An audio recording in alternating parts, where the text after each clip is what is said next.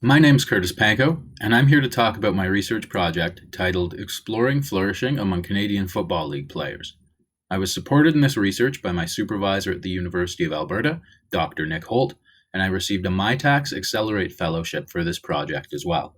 Without further ado, let's get started. As I hope the title communicated, the purpose of this study was to examine flourishing among Canadian Football League players. Flourishing was proposed by Corey Keyes in 2002 as the positive dimension of mental health. Keyes tabled a two-continuum model of mental health, where mental illness and mental health are considered separate but related constructs. Flourishing is considered complete mental health and means being emotionally, psychologically, and socially well. We framed this study within Thorne's interpretive description methodology. I did individual semi-structured interviews with 5 current CFL players representing 3 different teams. The interviews were transcribed verbatim, and I used thematic analysis following Braun and Clark to identify the themes in our results.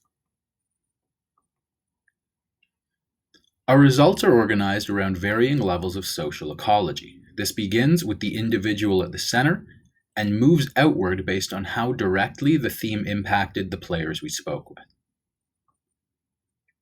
Starting at the individual level, participants noted that attitudes, such as a positive outlook on their sporting experience, and behaviors, such as developing and pursuing interests outside of football, were important for their flourishing. In the interest of time, I am not going to read the quotes throughout the results. Feel free to pause the video and jump back in after reading. Next, the microsystem referred to things and people our participants interacted with daily.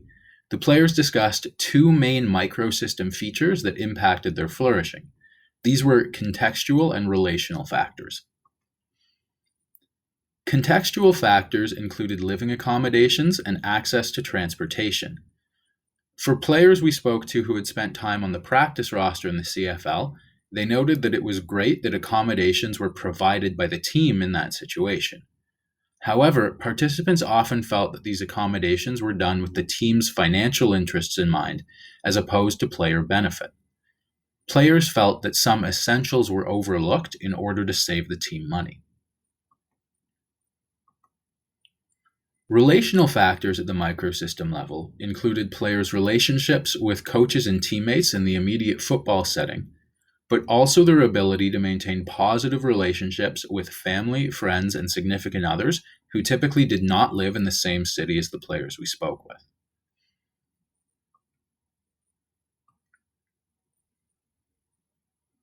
Moving on to the club level, team policies and management decisions were perceived to impact players' flourishing. Feeling overworked by management was a negative for players, whereas it appeared to be beneficial for players' flourishing when they felt that management and the coaching staff were on the same page with their messaging, and management were thought to stay out of the day-to-day lives of players.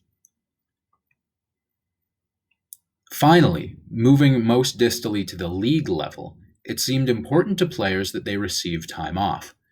In 2019, when this study was conducted, the league had just implemented a 3rd bye week for each team, up from 2 in previous seasons.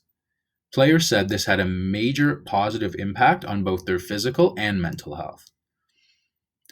A perceived negative at the league level was a tendency to sign players to short-term contracts with no guaranteed income. This was presented as a barrier to flourishing by the players we spoke with, as they often felt unable to commit to living full-time in a city or relocating their family with limited job security and certainty. This led to players often feeling like they were putting their lives on hold. To sum up, varying levels of social ecology impacted CFL players' flourishing. It appeared that flourishing was promoted when players felt valued at the different levels of social ecology.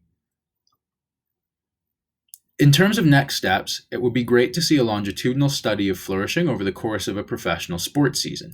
Ideally, this could be a league-wide study so you could capture the different travel demands and schedules, and it will probably benefit from a mixed methods design. From an applied perspective, I've been fortunate enough to be in contact with the CFL about how we can use this work as a starting point to look at flourishing in the league. I'd like to thank my tax for funding the project and the players who participated for sharing their experience.